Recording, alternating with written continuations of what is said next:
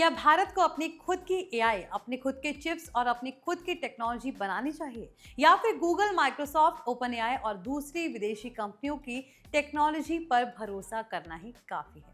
Zoho के founder Shridhar Vembu का मानना है कि अब भारत के पास सिर्फ टेक्नोलॉजी इस्तेमाल करने का नहीं, बल्कि टेक्नोलॉजी बनाने का समय आ गया है। और इसके लिए उन्होंने भारत के पूर्व राष्ट्रपति और महान वैज्ञानिक डॉक्टर एपीजे अब्दुल कलाम का जिक्र किया है। उनका कहना है कि डॉक्टर कलाम ने 1998 में ही समझ लिया था कि भारत को सोवरेन टेक्नोलॉजी यानी आत्मनिर्भर टेक्नोलॉजी की जरूरत पड़ेगी। Hi everyone, you are watching NBT tech on the go. I am your host Mohini Singh.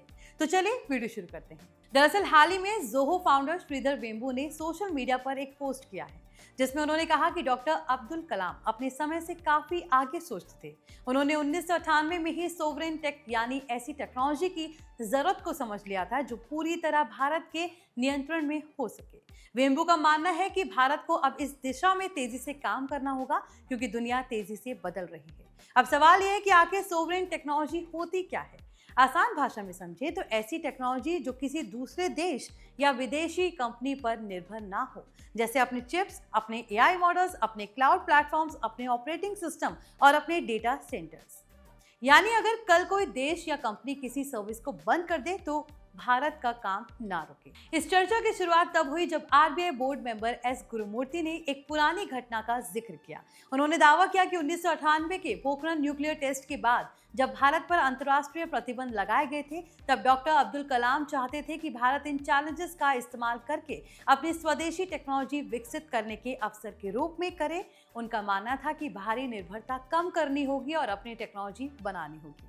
Shridhar Vembu ने इसी बात का समर्थन करते हुए कहा कि आज दुनिया फिर उसी दिशा में जा रही है। उनका कहना है कि टेक्नोलॉजी अब सिर्फ बिजनेस का हिस्सा नहीं रही, बल्कि नेशनल सिक्योरिटी और इकोनॉमिक पावर का सबसे बड़ा हथियार बन चुकी है। अगर किसी देश के पास अपनी टेक्नोलॉजी नहीं है तो वो दूसरे देश के फैसले पर निर्भर हो सकता है।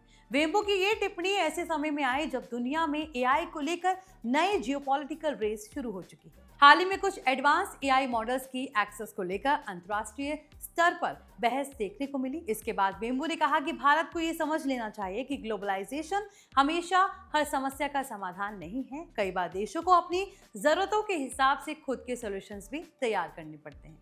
अब यहाँ एक बड़ा सवाल उठता है, क्या भारत के पास इतनी क्षमता है कि वो अपनी टेक्नोलॉजी इकोसिस्टम तैयार कर सके? श्रीधर वेम्बू का जवाब है हाँ। उनका कहना है कि भारत में टैलेंट की कोई कमी नहीं है। इंजीनियर्स हैं, रिसर्चर्स हैं, डेवलपर्स हैं। जरूरत सिर्फ लॉन्ग टर्म इन्वेस्टमेंट और रिसर्च पर फोकस करने की है। उन्होंने कहा कि भारत को अपनी इनोवेशन कैपेबिलिटीज पर भरोसा करना होगा। वेम्बू ने सिर्फ चिंता नहीं जताई, बल्कि कुछ सुझाव भी दिए।